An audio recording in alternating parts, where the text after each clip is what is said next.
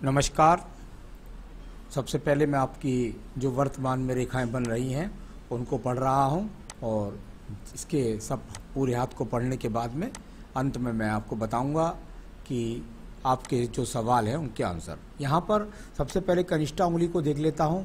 कनिष्ठा उंगली और यहाँ बृहस्पति की उंगली थोड़ी सी गहराव के साथ हैं और साथ ही साथ यहाँ पर अगर इसकी लंबाई की बात करता हूँ तो ये सूर्य की उंगली के थोड़ा सा आगे जाना, यानी जो सूर्य की उंगली का प्रथम पर्व होता है उससे थोड़ा आगे जाने का प्रयास करती है ये कनिष्ठा उंगली। यहाँ जब इस प्रकार की उंगली होती है तो व्यक्ति आगे बढ़ने के चक्कर में या अपना लग्जरियस जीवन दिखलाने के चक्कर में व्यक्ति कुल मिलाकर के आर्थिक लोन ले लेता है, कर्ज ले लेता है। उस चीज़ को थोड़ा सा अच्छी बात है कि जीवन के अंदर व्यक्ति कौन आगे नहीं बढ़ना चाहता, हर एक व्यक्ति अपने आप में आगे बढ़ना चाहता है, अपना जीवन लग्जरियस बनाना चाहता है। परंतु जो वर्तमान में है उस पर मैं बताऊंगा इस उंगली के अनुसार कि आपको नियंत्रण रखना है अपने आप पर। यहाँ व्यावहारिक पर्व पर राहु रेखाएं हैं। कुल मिलाकर के बिल्कुल निश्चित रूप से मैं इस समय आपको, क्योंकि बुध कारक कनिष्ठा उंगली होती है तो आपको धन रूपी चिंताएं वर्तमान में सताई हुई हैं। आइए बात करता हूँ मैं इसके बाद में सूर्य के पर्व के बारे में। सूर्य का पर्व जहाँ यश के मान सम्मान के लिए जाना जाता है, वहीं थोड़ा सा अलगाव भी है उंगली के साथ में शनि की, यानी कुल मिलाकर जहाँ नौकरी कर रहे हैं, जहाँ जॉब करें, वो घर से, परिवार, जन्म स्थान से दूर, और साथ ही साथ उंगली में ग्रहण शक्ति की कोई कमी नहीं है। यहाँ पर तो बिल्कुल चक्र बना हुआ है शानदार, यानी अपने आप में व्यक्ति के अंदर अच्छा जोश है, अच्छा जुनून है। सूर्य में अग्नि का कारक होता है तो आप में लोगों को आकर्षित करने की कला भी है। परंतु सेकंड पर्व पर क्योंकि मैंने राहु रेखाएं खींची थी तो जिस क्षेत्र में रहते हैं वहाँ के लोगों से थोड़ा सा वाद विवाद बना रहता है। कुछ लोग आपसे जलने की भावना रखते हैं। इस प्रकार की आपकी ये सूर्य की उंगली है। अब मैं बात करता हूँ शनि की उंगली के बारे में। शनि की उंगली ऊपर शंख का चिन्ह, शंख जैसा चिन्ह प्रतिनिधित्व हो रहा है, अच्छा होता है, ग्रहण शक्ति के लिए ठीक होता है। यहाँ पर अगर मैं रेखाओं के बारे में बात करता हूँ, कुछ रेखाएं मुझे यहाँ शनि पर्व के प्रथम पर्व पर भी दिखलाई दी। ये राहु रेखाएं यानी ऋणात्मक रेखाएं जब इस प्रकार की हो तो थोड़ा सा सेहत के प्रति कुछ ना कुछ सेहत में निरंतर रूप से रोग लग चुका है। साथ ही साथ सेकंड पर्वत पर जो रेखाएं माइनस रूपी रेखाएं हैं वो बताती हैं कि व्यक्ति पर किसी को व्यक्ति धन न दे वरना उसका लौट के नहीं आता। साथ ही साथ अगर ऐसा नहीं होता तो व्यक्ति पर स्वयं पर कर्ज होता है, क्योंकि ये कर्ज की मोटी रेखा यहाँ पर अब व्यक्ति का या तो पैसा कोई ले ले तो वापस नहीं देता, और साथ ही साथ यदि व्यक्ति कुल मिलाकर के अपने आप भी कर्ज का सामना करने वाला हो जाता है। अब बात करता हूँ इसके बाद में, तो स्वास्थ्य और कर्ज के दोनों का दिखाई दिया। आइए बात करते हैं बृहस्पति की उंगली के बारे में। बृहस्पति की उंगली जो जानी जाएगी आपके पास पूजा के लिए, पाठ के लिए, दान पुण्य के लिए। यहाँ भी आपके प्रथम पर्व पर चक्र का निशान, यानी ग्रहण शक्ति ठीक है, भक्ति के प्रति आपका लगाव है, आप आस्तिक हैं। इस प्रकार का जब चक्र उंगली पर होता है बृहस्पति की तो उसका फल माना जाता है। सेकंड पर्वत पर जब ये रेखाएं होती हैं तो पति पत्नी के बीच में वैचारिक मतभेदों के झगड़े चलते रहते हैं, बस इसको इतना कह सकते हैं। बाकी जो संतान का पर्व है वो अपने आप से अनुकूल दिखाई देता है, यानी संतान से पूर्ण सुख मिलने वाली रेखा यहाँ पर है। आइए बात करेंगे बुध पर्व के बारे में। बुध पर्व और उसका आपने मुझे दूसरे चित्रों में भी यहाँ पर दिखलाया, तो मुझे यहाँ पर ज़्यादा खड़ी हुई रेखाएं गहरे रूप से, यहाँ दो रेखाएं गहरे रूप से खड़ी नजर आई थी। हल्का सा माइनर चिन्ह भी इनमें लगे हुए हैं, यानी अगर देखें तो थोड़ी सी हल्की सी माइनस रेखा लगी हुई है, यानी व्यक्ति का जो पैसा है उस पर लगातार ग्रहण लगा रहता है। पैसा आता है, पैसा खर्च हो जाता है। जैसे आपने ये ग्रीन शाई में दिखलाया, ये रेखा एकदम बिल्कुल स्थिर रूप से यहाँ खड़ी हुई है, यानी धन के आगमन तो है, लेकिन जो माइनस रेखा है हल्की हल्की जो मैंने आप काटने वाली दिखलाई थी वो इस बात को बताती है कि रेखा पर ग्रहण लगा हुआ है, धन पर ग्रहण लगा हुआ है, खर्च भी हो जाता है। अब मैं बात करूँगा इसके बाद में आपके पर्व की, और वो पर्व है आपका यहाँ सूर्य का पर्व। अगर आप सूर्य के पर्व को देखेंगे तो इसमें यहाँ से ऊपर जाकर के एक आपको मछली जैसा चिन्ह प्रतीत होगा, यानी कि ये अपने आप में मछली का चिन्ह स्वतंत्र नहीं है, इसको बहुत सारे लोग मछली का चिन्ह बनाएंगे, लेकिन मैं इसको पतंग का चिन्ह कहता हूँ। इसकी भी को अगर देखें तो ये अपने आप में अशुभ नहीं होता किसी भी प्रकार से, क्योंकि ये दीप की श्रेणी में नहीं है, यहाँ पर ये अपने आप में पतंग की श्रेणी में है। जब इस प्रकार का चिन्ह आपको मिलेगा तो यहाँ व्यक्ति कभी खाली नहीं बैठता, किसी न किसी जॉब से निरंतर जुड़ा रहता है। तो यहाँ इस प्रकार के चिन्ह को, मछली का चिन्ह तो नहीं है, परंतु ये वो चिन्ह है जो आपके जीवन में निरंतरता से आपको जॉब दिलाता रहेगा। सरकारी नौकरी में भी यदि ऐसा व्यक्ति युवा अवस्था में प्रयास कर लेता है तो व्यक्ति को वहाँ भी नौकरी मिल जाती है, वरना प्राइवेट सेक्टर से भी राज्य सरकार की नौकरियों के बराबर व्यक्ति धन कमा सकता है। मैं बात करता हूँ आपके शनि पर्व के बारे में। शनि का पर्व और इस पर काफ़ी रेखा मिली। यहाँ तो एक तो सबसे पहले एक ट्रायंगल से मिली, ट्रायंगल से मिलती है रेखा, ये अपने आप में अच्छी कहलाती है। लगातार व्यक्ति का भाग्य कहीं ना कहीं से बना रहता है। इसके बाद भी अन्य रेखाओं का भी बिल्कुल शनि पर्व पर संपर्क है, यानी कुल मिलाकर ये वो रेखाएं हैं जो आपके जीवन के अंत समय तक आपको किसी के आगे हाथ नहीं फैलाने देंगी। परंतु इसमें जो अगर देखें तो यहाँ पर ये हल्की माइनस रेखा का स्वरूप बनाती दिखाई देगी आपको।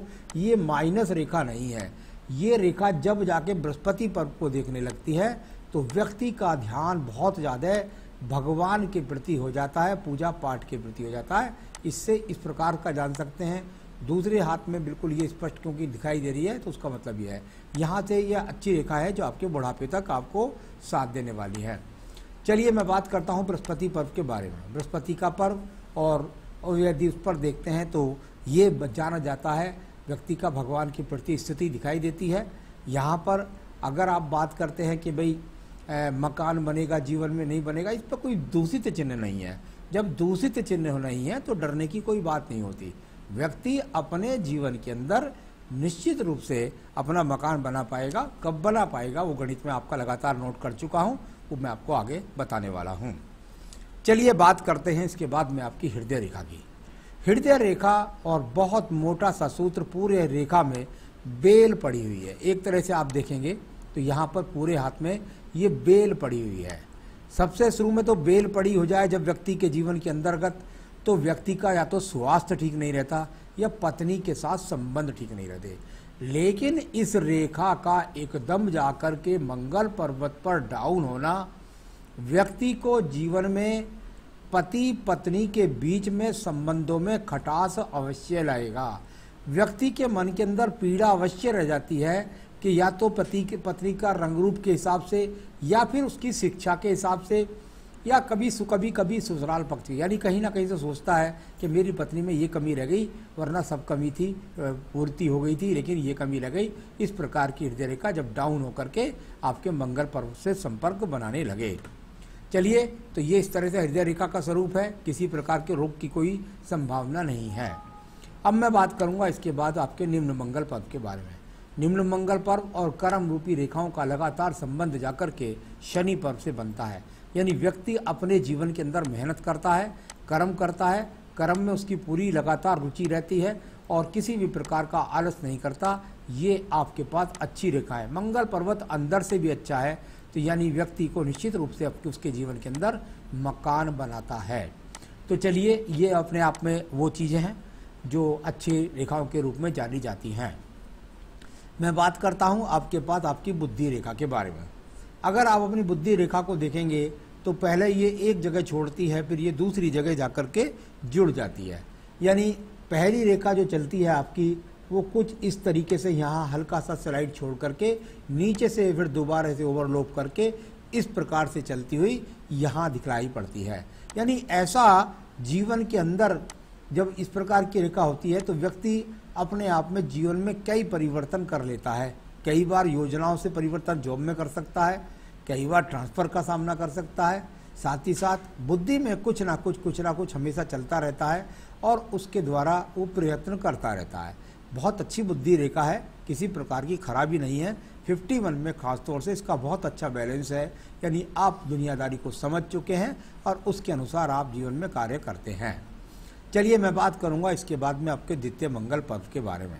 द्वितीय मंगल पर्वत पर किसी प्रकार का कोई दूषित चिन्ह नहीं है, किसी प्रकार की कोई प्रकृति की रेखा नहीं है।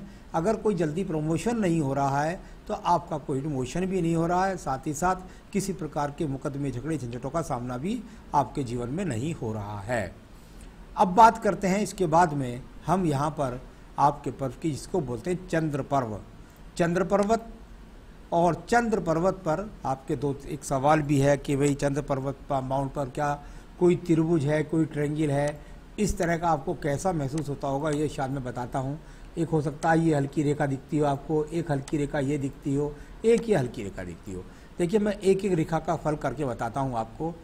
जब आप चंद्र पर्वत से इस रेखा को देखते हैं, यहाँ देखते हैं, इसका मतलब ये है आपकी ये रेखा देखती है शनि पर्व को, या ये रेखा देखती है आपकी सूर्य पर्व को। यानी आप प्रयास करते हैं, चाहे मुझे स्थान परिवर्तन करना पड़े, चाहे मुझे भागदौड़ करनी पड़े, परंतु मैं धन के आगमन पैदा करूं। इन रेखाओं का मतलब हुआ इस प्रकार से। चंद्र रेखा से ये वाली रेखा का संबंध, ये सोचते हैं आप कि भाई मैं जीवन के अंदर विदेश यात्रा करूं, ये इस तरह की सोच है। अभी विदेश तक जाने की रेखा ये यहाँ पर नहीं बनती दिखाई पड़ती। तो कुल मिलाकर ये इस तरह के रेखा का फल हुआ। जो अन्य रेखा है उनके बारे में बता दूं, वो बुद्ध रेखाओं के रूप में यहाँ रेखा लगी हुई हैं। ये बुद्ध रेखाएं, ये योजनाएं, ये दिमाग को चलायमान करने की रेखाएं हैं। लगातार दिमाग के अंदर चलायमान रहते हैं, प्रयास करते हैं, मेहनत करते हैं। बुद्ध की तरफ देखने वाली इन रेखाओं का फल इस प्रकार से बोला जाता है। तो कोई भी ट्रायंगल चंद्र पर्वत पर नहीं है। और ये रेखा यहाँ पर, क्योंकि ये एक तरह का, अगर आप देखेंगे तो हल्का सा दीप बना करके ये डबल डमरू जैसा लगेगा आपको, लेकिन ये वो रेखा बता रही हैं कि यदि आपने व्यापार के लिए प्रयास किया तो आपको बड़े नुकसान का सामना करना पड़ेगा। तो ये वो इस तरह की रेखा। अब बात करते हैं हम इसके बाद में आपकी रेखाओं की, और वो है आपकी भाग्य रेखा। भाग्य रेखा को परिवार से सपोर्ट मिलता है, परिवार वाले सहयोग करते हैं, आप मेहनत करके आगे, यदि ऐसा व्यक्ति व्यापार करे और जो घर में होता हुआ हो तब कर सकता है। उसके बाद ये रेखा लगातार निरंतर जाती हुई, और यहाँ पर जहाँ आपका जीवन का 51वां वर्ष है तो यहाँ कुछ जाल सा पड़ जाता है। इस तरह हल्की हल्की रेखा काटती हैं इसे 51 से लेकर के और लगभग 54वें वर्ष तक। तो चलिए यहाँ ये रेखा गई आगे, और इसको हल्की हल्की रेखा यहाँ पर इस तरीके से काट रही है। इनका मैं अभी फल आपको बताने वाला हूँ। तो ये वो रेखाएं दिखाई दी आपके जीवन के अंतर्गत, और भाग्य रेखा लगातार निरंतर आपके साथ थी। किसी न किसी रूप में आप लगातार कार्य अपने जीवन में करते रहे हैं। तो भाग्य रेखा भी हो गई। अब बात करता हूँ मैं इसके बाद में सीधा आपके शुक्र पर्व के बारे में। शुक्र पर्व संसाधनों का पर्व होता है, और आपका संसाधनों का पर्व किसी प्रकार से ज़्यादा खराब नहीं है। यानी ऐसा नहीं कह सकते कि आपको कोई लग्जीरियसता में किसी प्रकार की कमी है। उसमें जब दाग धब्बे पड़ जाते हैं शुक्र पर्वत पर, तो ये जरूर हो जाता है कि भाई दाग लग गया, यानी कि आपने ज़रूरतों के हिसाब से अपना कर्ज बढ़ा लिया, इस तरह का चिन्ह बोला जाता है। लेकिन लग्जरियसता आपके पास में मौजूद है। अब बात करूंगा मैं इसके बाद में मंगल रेखा के बारे में। मंगल रेखा जो आपके में जीवन के अंदर 48 वर्ष के बाद ख़त्म हो गई, यानी कि इसका स्वरूप अगर देखें तो यहाँ लगभग 48 या 50 तक आपकी रेखा का साथ था। इसके बाद इस रेखा का साथ नहीं है। इस रेखा का साथ जितना ज़्यादा होता है उतना व्यक्ति अपने जीवन में ज़्यादा उन्नति तरक्की को प्राप्त करता है और उसका साहस बना रहता है। मैं बात कर लेता हूँ इसके बाद में आपके यहाँ जो है आपकी वो आयु रेखा के बारे में। अगर आप आयु रेखा को देखेंगे तो आयु रेखा यहाँ से इस प्रकार से निकल कर के चलती है, और ये जाकर के सीधा लगभग मणिबंध के आसपास तक, यानी अभी इसको कह सकते हैं 76-77 वर्ष की, और आगे भी ये रेखाएं देखिए यहाँ बिल्कुल स्पष्ट आ रही है। इतनी लंबी यहाँ आ जाए तो ये अपने आप में 80 वर्ष तक की भी होती है कम से कम। तो ये इस प्रकार की रेखाएं ये आगे भी बढ़ती रहती हैं। ये तो मैंने आपके हाथ को पढ़ने का एक तरीका था, जो रेखाओं का वर्तमान में अंकित है उनको किया। अब मैं आपके सवालों के जवाब देता हूँ। आपने पूछा है कि मैं किस उम्र में कर्ज से मुक्त हो पाऊंगा। मेरे हिसाब से जो मैं भाग्य रेखा पर जब स्क्रैचेस देख रहा था उसके हिसाब से यहाँ पर जो राहु रेखा आकर के ये काटा है, और इसके बाद एक दूसरी रेखा फिर जाकर वो ट्रायंगल्स में मिलती है ऊपर की तरफ। अभी मुझे लगता है आने वाले कम से कम 4 साल तक ऐसा नहीं प्रतीत होता कि आप कर्ज से पूरी तरीके से मुक्त हो पाएंगे। तो इस प्रकार से लगता है। और आपने पूछा है कि मैं अपनी जॉब को कब तक कंटिन्यू कर सकूंगा। निश्चित रूप से आप अपनी जॉब को आगे भी बढ़ा पाएंगे और उम्र के 60 प्लस के बाद भी बढ़ा पाएंगे। तो यहाँ जॉब से ही आपको संतुष्ट रहना पड़ेगा, उससे आपके जीवन की आवश्यकताएं लगातार पूरी होती रहेंगी। आपने व्यापार के लिए पूछा है, मैंने बिल्कुल मना कर दिया था कि बिल्कुल व्यापार ना करें, क्योंकि व्यापार कोई भी करेंगे सिर्फ और सिर्फ कर्ज का सामना होगा, छूट नहीं होगा। आपने कहा बच्चों के कैरियर के बारे में, उनकी डेट ऑफ बर्थ टाइम पहले भेजिएगा, उसके द्वारा मैं उनकी जन्मपत्री से उनका कैरियर बता सकता हूँ। आपने पूछा है मैं अपने जीवन में कोई प्रॉपर्टी आने वाले भविष्य में खरीद पाऊंगा। जहाँ तक मैंने बताया था कि आपको जो कुछ कर्ज जो है वो आपका अभी लगता है कि 3-4 साल, आप 3-4 साल में कुछ कर्ज हल्का करेंगे, लेकिन उसके बाद एक जगह से और दिखाई पड़ता है, वो आप 2024-26 यानी आपके जीवन में लगभग 53 से 54-55 में वर्ष में आप निश्चित रूप से एक प्रॉपर्टी या ज़मीन और ख़रीद पाएंगे। इसमें कारण कुछ भी बन जाता है। और क्योंकि आप जो भी कर्ज जैसी स्थिति में लगातार मैंने हाथ में देखा, वो जीवन की आवश्यकताओं के लिए हर व्यक्ति कर्ज लेता है, तो उसको चुकाने में भी आप समर्थ वाला ये हाथ है। आपने पूछा कि मैं भगवान के बारे में, देखिए यहाँ अभी ऐसा कोई चिन्ह नहीं लगता कि आप कोई बड़ा ट्रस्ट खोल सकेंगे, लेकिन निश्चित रूप से आप भगवान के प्रति आस्था रखते हैं। तो ये तो दिया मैंने आपके सभी सवालों का जवाब। और ज़रूर मैं आपको एक सलाह देना चाहूँगा। आपके हाथ के अंदर इतनी सारी अंगूठियाँ हैं, मैंने बहुत सारे एपिसोड्स के अंदर बताया है और वैसे भी बताया है कि देखिए, अगर आप दुनिया भर के राहु की, केतु की, पन्ने की, माणिक की सारे ग्रह को अगर एक साथ फैल लेंगे, तो आप ये समझ लिए आपने सारे चोरों को एक कमरे में अगर बंद कर दिया, तो उनमें क्या होगा, उनमें लड़ाई बजेगी। केवल और केवल आपका रतन एक ही बनता है, जो आपको मानसिक पीड़ा की मानसिक मजबूती देगा और धन के आगमन को बढ़ाएगा, और वो बनता है सिर्फ कनिष्ठा उंगली में एक बेहतरीन पन्ना। अगर यहाँ पन्ना पहन रखा है आपने कनिष्ठा उंगली में, तो कोई बात नहीं है, आप पहने रखिए, लेकिन ये 4 साल से पुराना नहीं होना चाहिए। अगर आपके पास ये 4 साल से पुराना है, मैं तो कहूँगा सारी अंगूठियों को उतार दीजिए, यदि आप चाहते हैं अपनी तरक्की करना, धन की प्राप्ति करना। और एक बेहतरीन सा पन्ना यदि आप चाहें तो मुझसे मंगवा सकते हैं, मैं आपके पास अंगूठी बनवा कर पहुँचा सकता हूँ। तो उसको पहनना है। पूजा बस सिर्फ एक और एक ही पूजा करनी है, और वो पूजा करनी है आपको हनुमान जी की। बजरंगबली का बजरंग बाण पढ़िए, हनुमान चालीसा पढ़िए, हनुमान अष्टक पढ़िए, मंगलवार का प्रसाद बांटिए। तो ये एक वहाँ पर उस तरीके से आप पूजा, और साथ में पढ़िए दुर्गा सप्तशती का देवी कवच। तो ये 2 पूजा करिए, पन्ना पहनिए, देखिए आपके जीवन के अंदर उन्नति तरक्की आपको मिलनी शुरू हो जाएगी। नमस्कार।